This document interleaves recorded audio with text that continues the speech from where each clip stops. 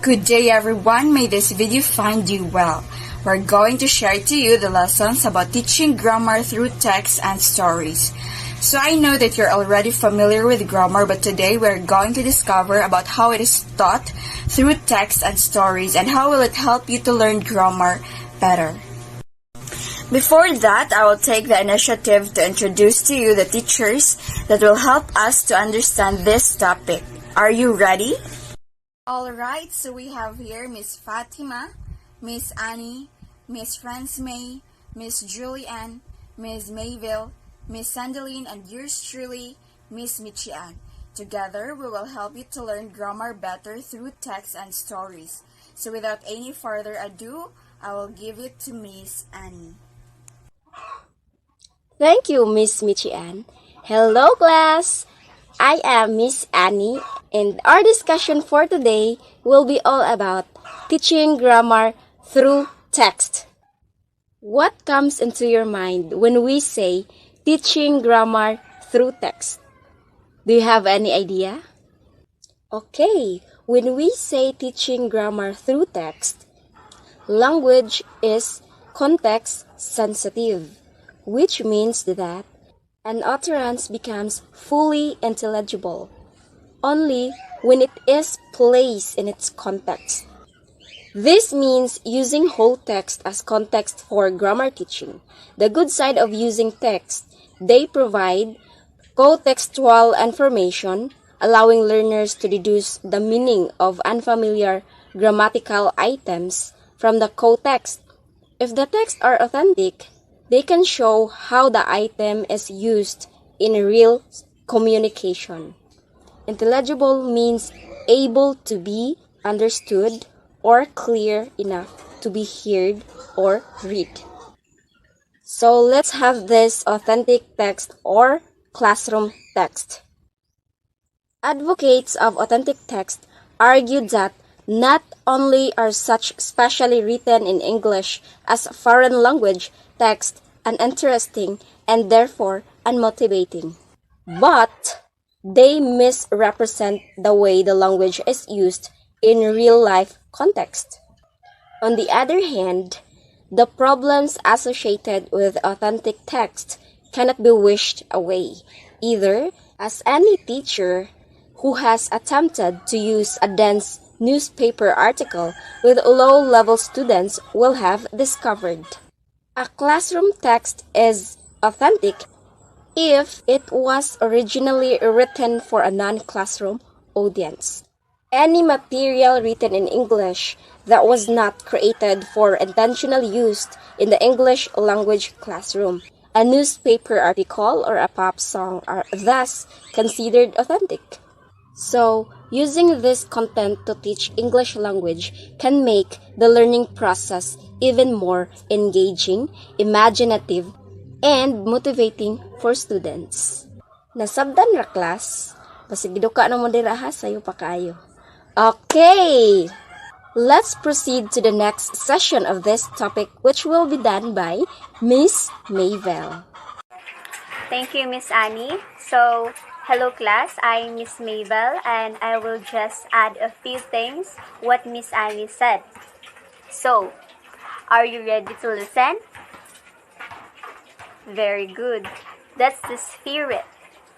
So, to add the linguistic load of unfamiliar vocabulary can make such text impenetrable and synthetic. Complexity can make such text impenetrable and ultimately very demotivating.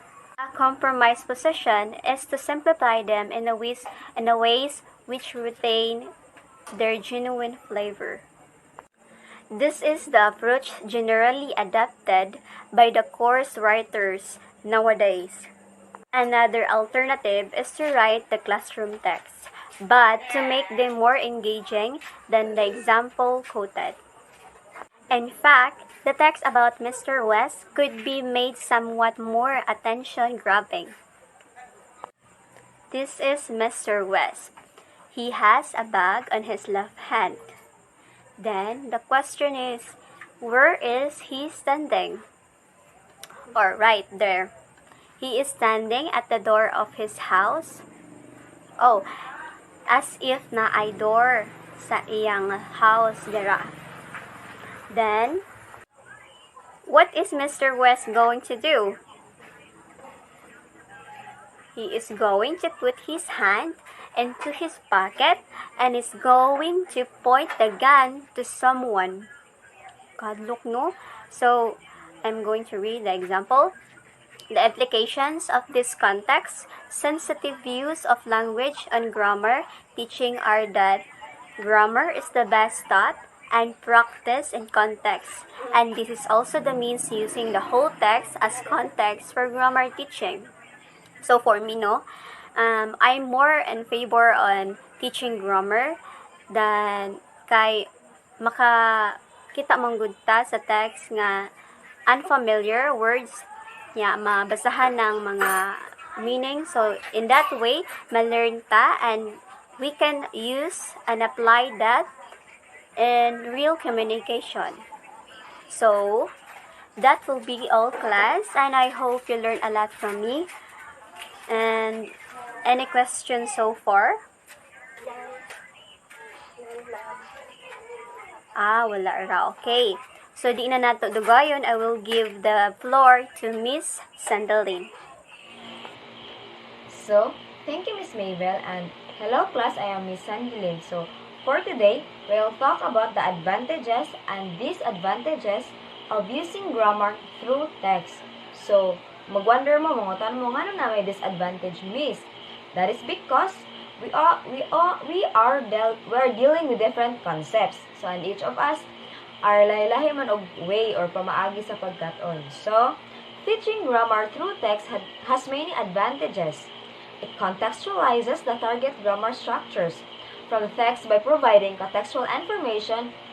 And to top of all that, we have all here the list of advantages and disadvantages of teaching grammar through text. So here are the advantages of using text.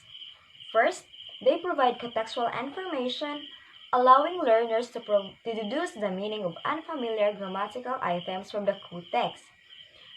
The second one, if the texts are authentic, they can show how the item is used in real communication.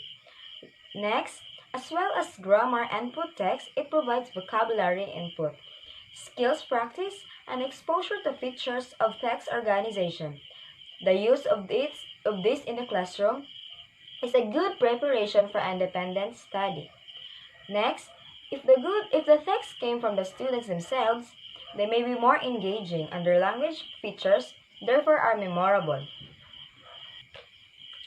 The next one, texts provide a context for grammar learning, starting with a meaning, focused to activity to explore grammar through isolated sentences. Next, text offers learners the opportunity to infer the meaning of unknown grammatical structures from the text by providing contextual information. The next one, the texts illustrate how the structure is used in actual communication, especially if they are authentic. In addition to grammar instruction, texts expose students to aspects of text organization. They also provided vocabulary input and relate structures to meaning and their language's system as a whole. Texts are also a good opportunity to demonstrate and practice reading skills practice. Discovering the rules by themselves from the data provided by the teachers in the form of a text, it encourages the learners. Next, the rules discovered by the students themselves from the text are far more memorable than the rules the rules told and explained by the teachers in isolated sentences. So since we are done with the advantages, let's move into the disadvantages of using text. The first one, the difficulty of the text, especially if they are authentic, may mean that some of the provided advantages are lost. Second, the alternative to use simplified text may give a misleading meaning and impression as to how the language is naturally used. Again, it will defeat the purpose of using text.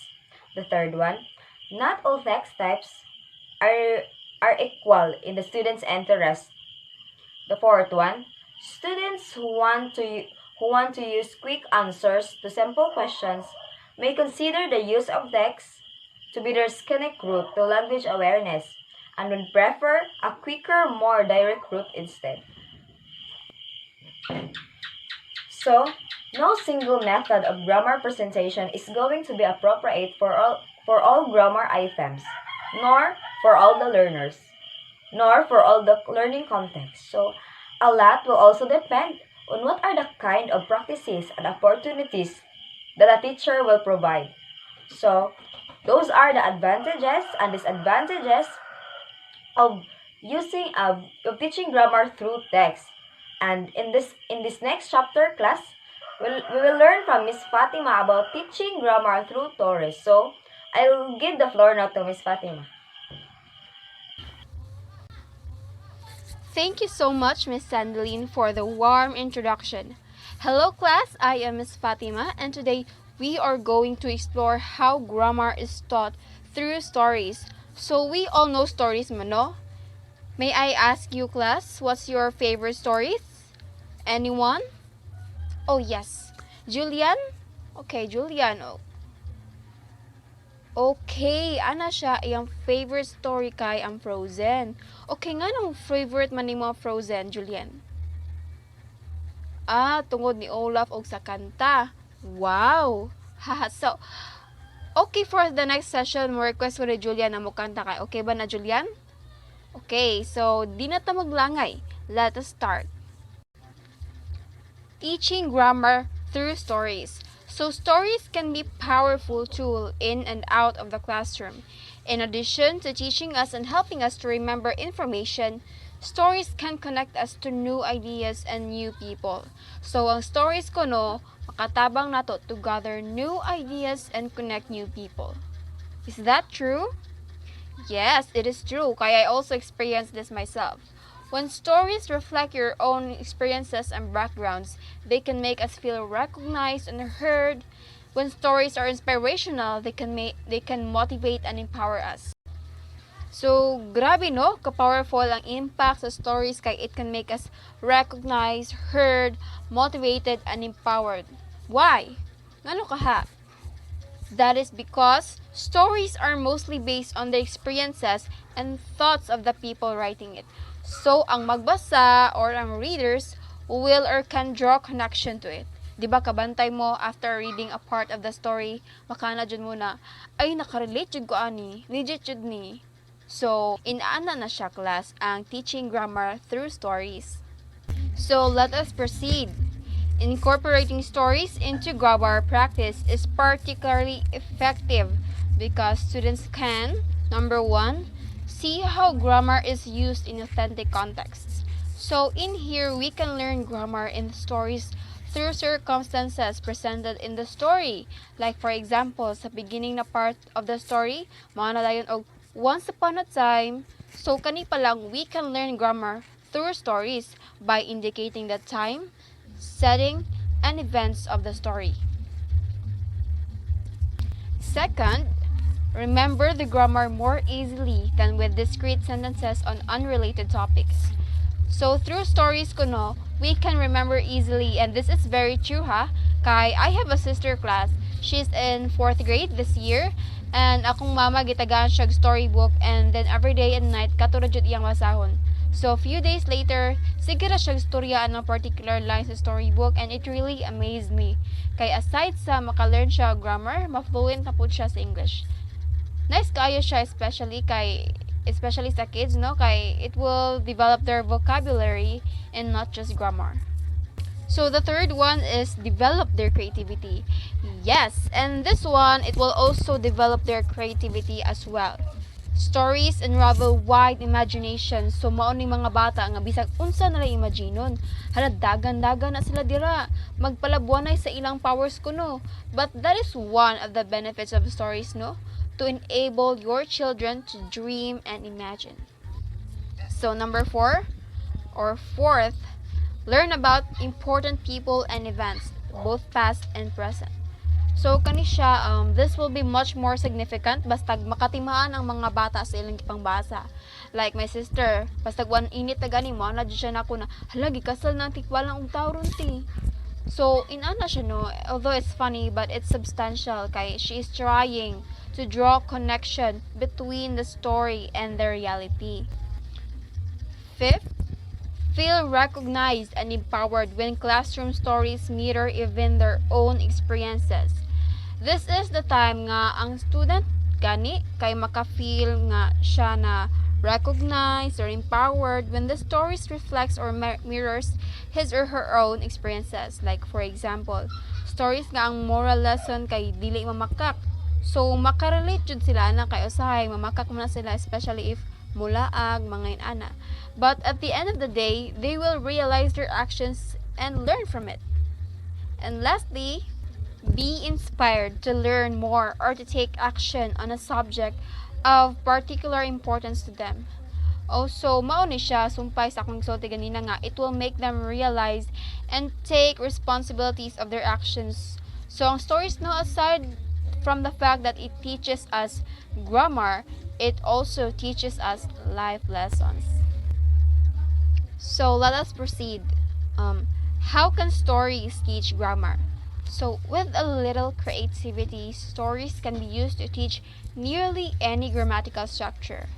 So in this section, we provided a few examples for 4 frequently taught grammar topics: simple past, relative clauses, time order words and structures, and modals of prediction and possibility. So I'll discuss the first one. So arita sa first one, simple past. A story is a natural place to use verbs in the simple past. So most likely ko no, ang stories, ang gamiton ng verbs ay nakay simple past jud. And the number and variety of activities to practice this in the classroom are staggering. So here are 3 of the practices nga ang estudyante maka-learn og simple past through stories. So number 1 is fill in the blank. Students read a historical or fictional passage where some of the verbs are missing and fill in the verbs in the correct tense with or without a proposed list of possibilities. Number 2, jigsaw. Students work in pairs. Student A and B have different information about an important but not universally known person. Example, Wangari Maathai, Kenyan winner of the Nobel Peace Prize, etc. They must work together to complete a text. So this is how they learn grammar through jigsaw. And the third one, which is the last one, student presentations. So students share pictures of a key event in their lives, may it be birthday, graduation, marriage, birth of a child, and answer questions from the class about what happened during the event. So all of these activities enables the children to learn grammar through stories. But usapan na siya. The rest will be discussed by Miss Julian. So, are there any more questions, class? Wala na? Very sure? Okay, so I'll give you to Miss Julian. Okay, thank you, Miss Fatima. Hello, class. This is Miss Julian Ingreso. Now we'll be continuing what Miss Fatima had said or what we discussed to you earlier. So in continuation, we will talk about relative clauses. So what is a relative clause? So another frequent grammar topic in stories is the relative clause. At high beginning and intermediate levels, students can work on who, which, and when. At high intermediate levels, they can work on whose and restrictive versus non-restrictive relative clauses. Okay, so in simpler terms, relative clause from the word relative, it basically means the two clauses are related with each other. Be it a dependent clause or an independent clause, because it basically connects ideas by using pronouns that relate to something previously mentioned and allows the writer to combine two dependent or independent clauses into one whole sentence. So dili anta mo dig deeper ana kay that's another topic to discuss. Okay. So for example, in a classroom setup, There are ways that a teacher can implement or establish. For example, the matching activity. Student pairs are given the first half of 3 to 5 sentences. For example, ang clause kay Kwan Junko Taipei, who was a Japanese mountaineer. So the students, they would walk around the classroom trying to find the index cards on which the second halves of their sentences have been written using a relative clause. For example, the possible and kanang constructions of relative clause kay ani, who is most famous for being the first woman to climb the highest peak on every mountain. We should note that in determining relative clause, ang starting point kid ana kay pronoun. It could be a who, which, or that. Okay? Clear? Okay, so proceed ta sa another example. Okay, so another example sa activity nga pwede magamit sa teachers sa grammar teaching is trivia time. So ani nga part, ang teacher mag-provide siya historical figure. Panlitan baron si Mario Molina. In teams, students race to use a relative clause to describe who the person is. Panlitan mo ana. Mga sa mga estudyante nga, Mario Molina was a Mexican scientist whose work on chlorofluorocarbon gases and the ozone layer led to his Nobel Prize in Chemistry. So by that, ang mga estudyante, nakatan siya sa grammar through context, which is mo ay pinaka-highlight nila. Okay, so another example of activity is guess who activity. So in here, students bring pictures of their family members and create a family tree. They will talk about members of their family in a small groups using relative clauses without naming the person. So parihara sa gihapon ato, mara gihapon magamit gihapon ng pronouns. So para inig ka connect sa two clauses kay continuous yan, at the same time it will form a whole new idea. Okay, so those are just some of the ways that teachers might utilize in teaching grammar through context. Okay, so next is time order words and structures. So stories, it is one of the best ways to work on time order words. Beginners might focus on simple sentences using, for instance, first, next, then, and finally, especially if you are writing something that is procedural and nice sequencing of events nga dili pwede ma-interchange. And high, beginning, and intermediate learners are ready for complex sentences with after, before, when, and while. So aside from katong kuan kanang former nga akong gi-mention, itong first, next, and then, we can as well utilize or use the words after, before, when, and while in creating something or writing something that has sequencing of events, that involves sequencing of events. For example, when Bessie Coleman was a child, schools were still segregated. So there, ang iyang gigamit na word kay when, denoting something from the past. Yan siya, katungkuan pa, katong bata pa si Bessie Coleman. So yan na. Next example kay Bessie Coleman became famous for her stunts as a pilot, but she was killed while flying at the age of 34. Which denotes kung kanus siya namatay. Kay ang gigamit man niya diri no kay while. So while flying at the age of 34, Bessie was killed. Okay? Kasabot ra? Okay. So just like ganiha, there are activities that will help teachers to teach time order words and structures sa classroom. So first activity is sequencing sentence strips. So students are given sentence strips in groups. They must find the correct order of the sentences to make a logical story.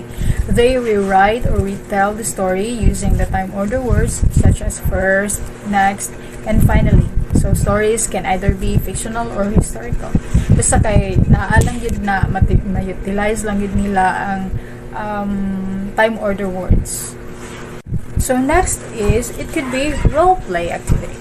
Students role-play interviews with famous people or witnesses of a key historical event using time order words and structures to find out what happened next. Lastly, it could be book creation activity. Students create paper or electronic books about a real or imagined event in their lives using time order words and structures. Obviously, this topic is not really new to us because we were exposed sa aning nga topic when we were still in junior high school years. So this is something that is very important to impart sa other students because in higher years, they will be tasked to create write-ups. So in order for them to have an effective write-up, kay kinahanglan beforehand tudloan gyud sila sa time order words and structures and relative clauses or some basic grammar, okay, para matay nila ang effectiveness sa ilahang writings. I hope you learned something from me or at least get the main point of the topic. So before we end, are there any clarifications or questions? Okay, I guess not. And at this point, I will give you to Miss May. Okay, Miss May, take the lead. Thank you, Miss Julie Ann. Hello, class. I'm Miss May, and today I will be continuing what Miss Julie Ann discussed to you recently, and I will proceed now to models of prediction and possibility as one of the ways of how stories teach grammar to students. So first, we have here predicting story endings. Students read or listen to the first half of a real or fictional story. From that, they predict how the story ends using models. Like the one that we have here, they might live happily ever after. So, based on this activity, students are not just being taught how to appropriately use grammar in predicting story endings, but let the teacher let the students engage themselves, unleashing their creativity in predicting story endings, with the use of grammar, specifically model. So in this way, they will not be afraid to show what they've got, no, in writing story endings with the use of grammar. So the second one, we have who did it. Students are given 10 pictures of historical figures with or without the name of the person and 10 descriptions of achievements. So from there, they match the figures and the achievements by using models of prediction and possibility. Like for example, Naguib Mahfouz must have won the Nobel Prize in Literature. So in this activity, the teacher is not just um, telling what the person achieved in her in her life, but the teacher utilizes pictures and achievements. So the teacher is using visual aids so that the students will create story of how they will going to create one by using grammar. So it's not just about letting the students creating or using grammar just because they are being taught by the teacher, but also to make use of the visual aids so that they will um, spice up their creativity in making stories, but using the grammar, of course, specifically the models. So for the third one, we have improve our community project. So after discussing important leaders who have helped bring about the changes of the world, students brainstorm local problems and how they could work to improve their communities. So they present their project as a story of how they will plan or to enact change or describe it as if they had already successfully completed the project.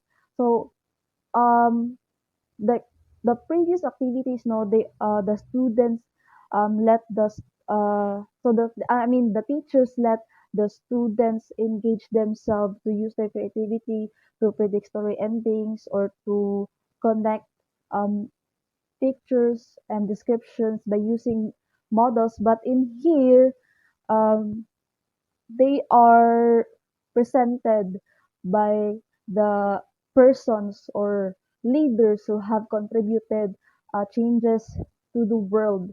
And from that, no, they will pinpoint community or societal problems and begin brainstorming to gather up the ideas from students to students so that they will come up with a solution, no, just like what the teacher presented to them. So they will present their solution na in a form of story. So in this kind of setup, no, they are not just um, pressured or afraid to use grammar because um, they they use that ideas from their classmates to create a solution. So they are not just being pressured how to present their solution. It's because it's a work of a group. So um, they will present the story. They will present the solution based in a form of story, but using grammars or the use of models of prediction and possibility. Okay, so is there any questions, clarifications about models of prediction and possibility? And if none, let's proceed to using stories in teaching grammar. Grammar points can be contextualized in stories, meaning grammar can be studied or placed in a story, but not in a way that only selected learners or students will have the interest to learn. In order to avoid that situation to happen, is that as teacher, we will be the one to give our energy first so that the students will be encouraged to involve themselves in learning. So with that, students can help create stories and impersonate characters in them. So this is usually done by role playing, wherein the students write scripts or narrations in every act or in every scene, and then their other members will have to play the character or will have to play the lead. So it's not just they are learning or they are performing, but also at the same time they are learning how to use the grammar. So next one is a story provides a realistic context for presenting points.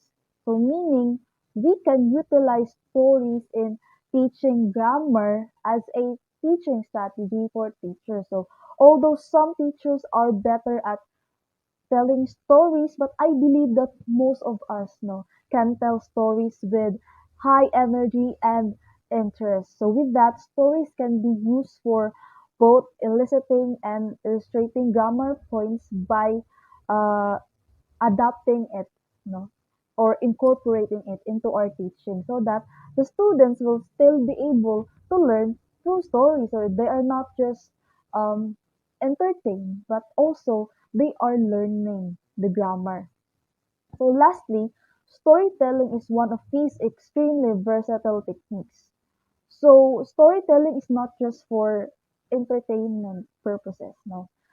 It can be used to it can be used to teach grammar to students. We can adapt it as a teaching strategy so that once we get the hang of it, no, it would be easier for us. It would be convenient for us to naturally teach grammar to students, unlike the traditional way, no, like wherein wherein the teacher will have to discuss first what what what are the rules of subject verb agreement, what will be the clauses to use in a sentence or punctuations. But in this way, um, we are um, grabbing the attention of the students to learn and at the same time um, building their interest to learn and to engage themselves into these kind of